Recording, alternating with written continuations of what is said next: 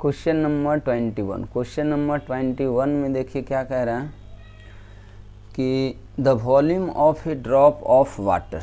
चलिए, एक drop water लिया है, इसको यहाँ बना देता हूँ।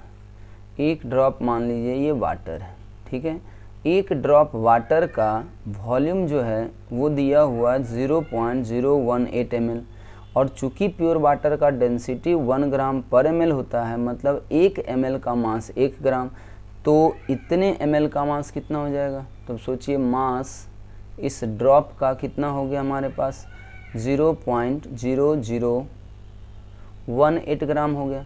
अब सोचिए, अब से पूछ रहा कि 2 ड्रॉप है, ऐसा कितना ड्रॉप ले लिए, 2 ड्रॉप ले लिए। चूँकि रूम टेम्परेचर पे है इसलिए लिक्विड ही रहा होगा, और इसीलिए लिक्विड वाटर का डेंसिटी 1 ग्राम पर ml है, इसलिए हम लोग ये बात यूज कर रहे हैं।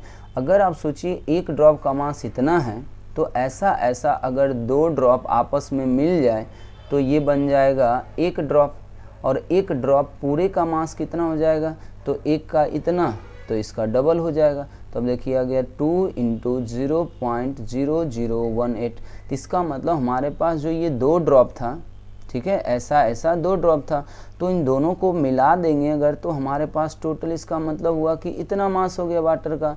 और आपसे क्या पूछा है कि कितने मॉलिक्यूल होंगे। तो अगर आपके पास इतना ग्राम है टोटल वाटर का, तो आप सोचिए कि आपके पास वाटर का मोल कितने आ जाएंगे। तो मोल निकालने के लिए आप क्या करते हैं, मोल निकालने के लिए आप करते हैं कि जो मास दिया हुआ है ग्राम में, उसको आप उस कंपाउंड के ग्राम मॉलिक्यूलर मास से डिवाइड कर देते हैं।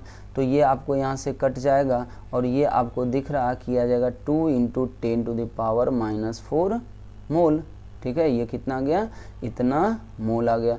अब अगर 1 मोल किसी भी कंपाउंड का लेते हैं तो उसमें मॉलिक्यूल का संख्या कितना हो जाता है, मॉलिक्यूल का संख्या कितना हो जाएगा, एवोगाड्रोस नंबर के बराबर। तो आपके पास टोटल इस कंपाउंड के 2 × 10⁻⁻⁴ मोल हैं।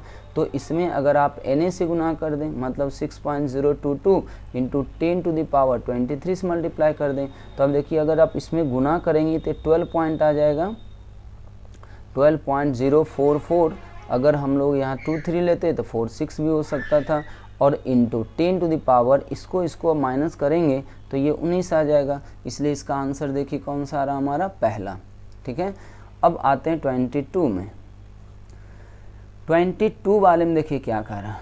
ये तो हमें पता ही होता है कि एटम के अंदर इलेक्ट्रॉन, प्रोटॉन, न्यूट्रॉन होते हैं, ठीक है। तो पहला बात तो वही लिखा कि एक एटम है जो इलेक्ट्रॉन, प्रोटॉन और न्यूट्रॉन रखता, तो ये तो सारे एटम की कहानी है। अब दूसरा कहता क्या कि ऐसा मान लीजिए कि मास ऑफ न्यूट्रॉन जो है वो आधा हो चुका है ओरिजिनल वाले वैल्यू से। तो ओरिजिनल वाले वैल्यू का मतलब ये हो गया कि अभी हमारे पास इतना, ये हमारा एलिमेंट ओरिजिनल है। इसका मतलब अगर आप यहाँ पे देखें, ठीक है, original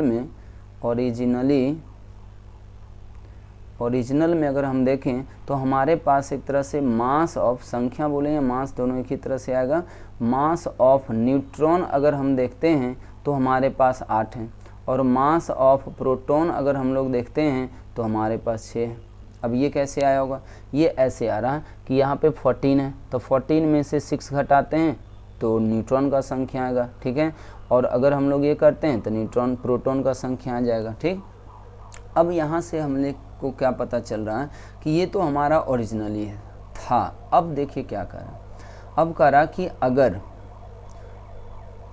if the mass of neutron is assumed to half of its original value, तो ओरिजिनल वैल्यू ये है। अब न्यू न्यूट्रॉन का संख्या या मास कितना हम लोग लिख सकते हैं, तो न्यू में हो जाएगा मास ऑफ, या मास ऑफ, चलिए मास ऑफ न्यूट्रॉन, और नया में आ जाएगा मास ऑफ प्रोटॉन। अब यहाँ से देखिए किसमें कितना चेंज किया।